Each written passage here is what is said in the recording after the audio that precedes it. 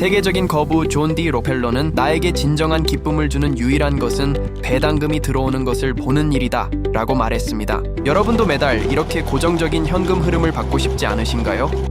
2025년 한 해에만 국내 고배당 ETF 시장으로 2조 2,500억 원의 자금이 몰렸습니다. 지금은 월급을 한 번만 받지만 고배당 ETF를 활용하면 두 번째 월급을 받을 수도 있습니다. 하지만 과연 모든 고배당 상품이 안전할까요? 끝까지 보셔야 숨은 리스크와 체크리스트를 확인하실 수 있습니다. 오늘 영상에서는 5가지 포인트를 짚습니다. 왜 고배당 ETF가 갑자기 주목받는지 배경과 글로벌 사례를 알아보고 국내 시장에서 등장한 핵심 ETF들을 분석하며 집중 투자와 분산 투자 전략을 비교하고 체크리스트를 통해 좋은 ETF를 고르는 법을 알려드리고 끝으로 투자 심리와 숨어있는 리스크를 짚어드립니다.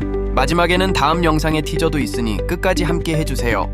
먼저 고배당 ETF는 배당금이 높은 우량 기업에 투자하여 은행 예금 금리보다 2배 이상 수익률을 목표로 합니다. 금리가 낮아지면서 안정적인 현금 흐름을 원하는 투자자들이 늘고 있습니다. 최근 6개월 동안 배당 강화가 정치권 이슈로 부상하며 자사주 소각과 감액 배당 등 새로운 형태의 배당 정책을 담은 ETF들이 잇따라 출시되었습니다. 해외에서는 월배당 ETF가 이미 널리 자리 잡았습니다. 예를 들어 글로벌 X 슈퍼 디비덴드 ETF는 세계에서 배당률이 가장 높은 100개 기업을 동일 가중으로 담아 9%대 분배율을 기록하고 인베스코 KBW 하이 디비덴드 yield 파이낸셜 ETF는 금융주에 집중해 12%대의 높은 분배율을 제공합니다. 하지만 이렇게 높은 배당률이 항상 좋은 것은 아닙니다. 일부 펀드는 레버리지와 옵션 전략으로 지속할 수 없는 배당률을 제시할 수 있다는 사실을 기억하세요.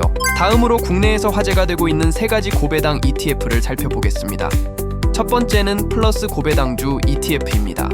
한화자산운용이 운용하는 이 상품은 예상 배당 수익률이 높은 30개 종목을 선별해 담습니다. 최근 1년 수익률은 약 37%, 배당 수익률은 약 4% 수준이며 2025년에는 순자산이 1조 6천억 원을 넘어섰습니다. 만약 1억 원을 이 ETF에 투자하면 연간 배당금은 세전 기준으로 약 400만 원 수준이 됩니다. 다만 이 배당률은 현재 주가를 기준으로 계산한 수치로 ETF 가격 변동과 연 0.3에서 0.4% 수준의 운용 보수, 세금을 감안하면 실제 받는 금액은 달라질 수 있습니다. 이 ETF는 한국 배당주의 교과서라는 말을 들을 만큼 대표적인 고배당 ETF입니다. 두 번째는 타이거 은행 고배당 플러스 탑10 ETF입니다. 국내 주요 은행주 중 배당 매력이 높은 상위 10개 종목을 집중적으로 담습니다. 최근 1년 기준 배당 수익률은 약 4.3% 수준으로 금융섹터 특유의 안정적인 현금 흐름과 배당 정책을 기반으로 한 것이 특징입니다. 1억 원을 투자한다면 연간 약 430만 원의 배당금을 기대할 수 있습니다. 다만 은행 업종 특성상 정책 변화나 금리 사이클에 따라 수익률 변동성이 커질 수 있다는 점을 고려해야 합니다. 세 번째는 솔코리아 고배당 ETF입니다. 신한자산운용이 2025년 9월 출시한 신상품으로 예상 배당 수익률이 높은 20개 종목과 감액 배당이나 자사주 소각을 진행하는 10개 기업을 포함합니다. 기초지수 기준 예상 배당 수익률은 6.68%로 1억 원을 투자하면 연간 배당금이 약 668만 원에 이르러 새 ETF 중 가장 높은 수준을 자랑합니다. 첫 월배당은 11월 예정이며 분리과세 혜택까지 챙길 수 있는 진정한 K고배당 ETF라는 평가를 받습니다. 다만 6%대의 높은 배당률도 운용 보수와 가격 변동을 감안하면 실제 수익률은 낮아질 수 있으니 투자 전 비용과 리스크를 꼭 확인해야 합니다. 이번에는 투자 전략 측면에서 집중형 ETF와 분산형 ETF를 비교해 보겠습니다. 국내 고배당 ETF는 몇몇 대형주에 집중하는 경우가 많습니다. 예를 들어 코덱스 고배당 ETF는 과거 배당이 아닌 미래 예상 배당률이 높은 대형 우량주를 선별해 투자하고 매달 배당을 지급합니다. 또 다른 상품인 코덱스 금융 고배당 톱10 타겟 위클리 커버드 콜 ETF는 국내 금융주 10개 종목에 집중하여 콜옵션을 매도하는 커버드 콜 전략으로 추가 수익을 추구합니다. 이러한 집중 전략은 특정 테마에 대한 투자 매력이 크고 단기적으로 높은 배당을 기대할 수 있지만 관련 섹터의 변동성에 취약하다는 단점이 있습니다. 반대로 해외 월배당 ETF는 종목 수가 많고 지역과 업종이 다양하여 분산 투자 효과를 얻을 수 있습니다. SDIV는 배당률이 높은 100개 기업을, DHS는 미국의 고배당 기업을 폭넓게 담아 변동성을 낮추면서도 안정적인 배당을 제공합니다. 분산 전략은 변동성을 줄이고 글로벌 배당 성장에 참여할 수 있는 장점이 있지만 집중 전략보다 배당률이 낮을 수 있다는 점을 염두에 두어야 합니다. 여러분은 집중형과 분산형 중 어느 전략이 더 마음에 드시나요? 댓글로 의견을 남겨주시고 더 깊은 ETF 분석을 위해 구독과 좋아요를 눌러주세요. 배당 ETF를 고를 때는 세 가지만 꼭 확인하시면 됩니다. 첫째, 지수와 종목을 어떤 기준으로 고르는지 반드시 확인해야 합니다. 단순히 현재 예상 배당률이 높다고 해서 좋은 ETF는 아닙니다.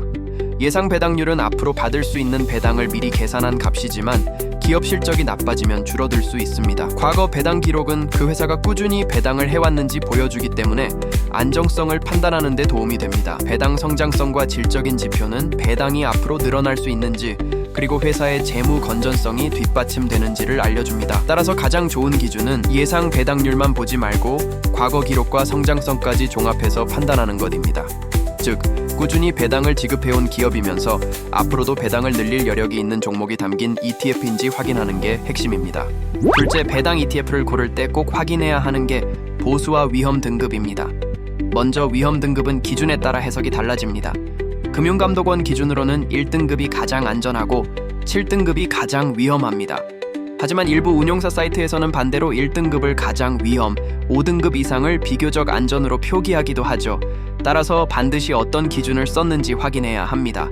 보수는 ETF를 보유하는 동안 매년 내는 사용료 개념입니다. 일반적으로 0.3에서 0.5%면 보통이고 1%를 넘으면 다소 비싸다고 볼 수 있습니다. 특히 2% 이상이면 배당률이 아무리 높아도 실제 수익이 깎일 수 있습니다. 예를 들어 코덱스 고배당 ETF는 위험 등급 3등급, 보수 0.36% 수준으로 적당합니다. 해외 상품 SDIB는 0.58%로 비교적 낮은 편이지만 KBWD는 보수만 약 4.9%, 배당을 받기도 전에 수익이 줄어드는 구조입니다. 셋째, 편입 기업과 배당 주기를 확인해야 합니다. 어떤 업종에 얼마나 투자하는지, 그리고 배당을 매월 지급하는지, 분기마다 지급하는지도 체크해야 합니다. 국내 코덱스 고배당 ETF는 매월 배당을 지급하고 해외의 SDIB나 PFF 역시 월 배당을 제공합니다. 이 세 가지만 알면 고배당 ETF 선택에 필요한 준비는 80% 끝났다고 보셔도 됩니다. 투자자 심리와 리스크도 빼놓을 수 없습니다. 고배당 ETF는 꾸준한 현금 흐름을 제공하지만 레버리지나 옵션 매도 전략을 사용하는 상품은 주가 상승을 제한할 수 있습니다.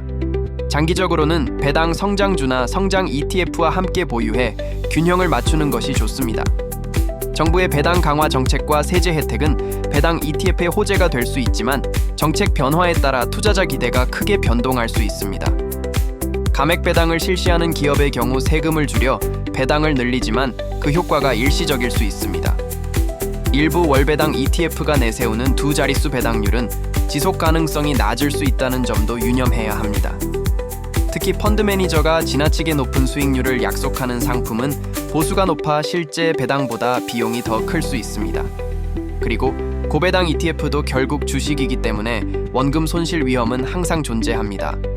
특정 섹터에 집중된 ETF는 경기나 금리 변화에 따라 크게 흔들릴 수 있다는 점을 기억하세요. 마지막으로 오늘의 내용을 간단히 정리해 보겠습니다. 우리는 지난 6개월간 고배당 ETF 시장의 변화를 살펴봤고 플러스 고배당주, 타이거 은행 고배당 플러스 탑10, 솔코리아 고배당, 코덱스 고배당 등 국내 신제품과 업그레이드된 상품들을 소개했습니다.